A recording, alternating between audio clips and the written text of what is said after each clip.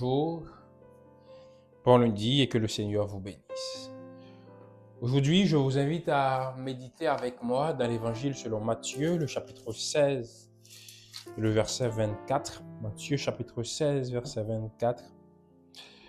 Alors, Jésus dit à ses disciples, si quelqu'un veut venir après moi, qu'il renonce à lui-même, qu'il se charge de sa croix et qu'il me suive.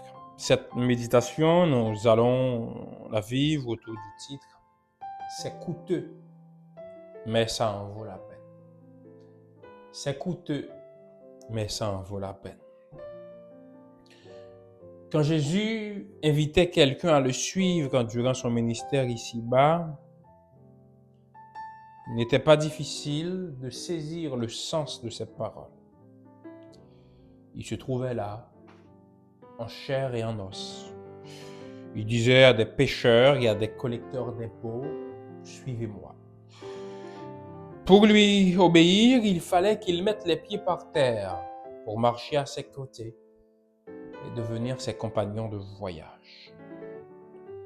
S'il est vrai qu'il n'est plus ici physiquement, il continue de nous inviter à le suivre. Que signifie aujourd'hui suivre Jésus? Le suivre ne se limite pas alors à parcourir la Palestine à ses côtés. C'est une invitation à chaque personne, dans chaque contrée et à chaque époque. Suivre Jésus veut dire s'unir à lui pour réaliser ce qu'il est venu accomplir, c'est-à-dire appeler les pécheurs à se repentir, chercher ce qui est perdu, faire connaître la vie abondante à ceux qu'il offre à ceux qui croient en lui, prier avec foi, donner gloire à Dieu.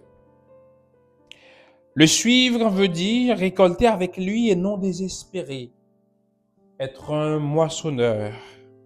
Même la récolte n'existe pas, on nous rassembler avec lui ou nous disperser. Nous nous unissons à lui pour poursuivre son œuvre, rassembler un peuple pour la gloire de son Père.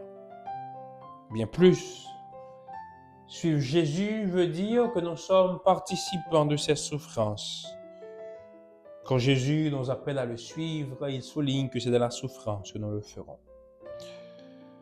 Aucun disciple de Jésus ne doit s'étonner que le monde se retourne contre lui, le méprise et essaie de lui faire la vie dure.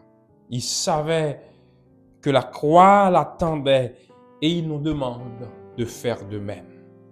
Il savait que ses souffrances retomberaient sur ceux qui le suivent. Il nous appelle à le suivre dans la souffrance car une telle vie vécue avec joie, même de la douleur, démontre que le Seigneur vaut bien plus que tous les trésors que le monde peut offrir. Suivre Jésus est d'une importance suprême et cela exige certaines décisions. Rompre nos relations avec quelques personnes, renoncer à certains postes, s'offrir avec lui et lui faire plaisir en tout, c'est coûteux, mais ça en vaut la peine. Si quelqu'un vous empêche de suivre Jésus, libérez-vous de ces liens. Décidez aujourd'hui de renoncer à tout pour être à la pleine disposition de Jésus, au fin auquel il vous destine selon sa sagesse. Seigneur, permets-nous de te suivre aujourd'hui, demain et tous les jours de notre vie.